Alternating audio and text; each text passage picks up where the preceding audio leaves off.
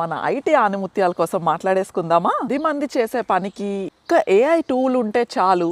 ఇంకా మళ్ళా సాయి చైతన్య గారు అయితే సైబర్ సెక్యూరిటీలో ఫ్రెషర్గా ఎంతవరకు అవకాశాలు ఉన్నాయని నా కమెంట్ సెక్షన్లో అడిగారు.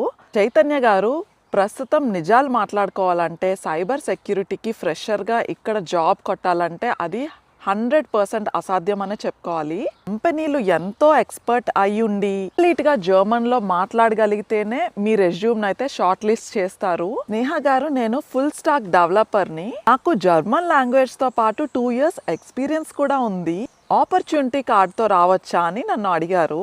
సో విలాస్ గారు, మీకు స్కిల్ ఉంది, ఇంకా దాని తోడు జర్మన్ లాంగ్వేజ్ కూడా ఉంది. కానీ మీరు ఆపర్చునిటీ కార్డు మీదే రావాలనుకుంటే మాత్రం ఖచ్చితంగా 6 నుంచి 8 నెలలు బ్యాకప్ మనీ తెచ్చుకుంటే చాలా మంచిది.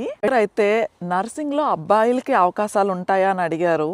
నిజం మాట్లాడుకోవాలంటే నర్సులకి ఎప్పుడు డిమాండ్ ఉంటూనే ఉంటుంది.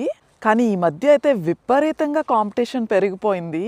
వాళ్ళు మన నుంచి ఫస్ట్ ఆశించేది ఏదైనా ఉంటే అది హానెస్ట్ అండ్ ట్రస్ట్ అనే చెప్తా నేనైతే.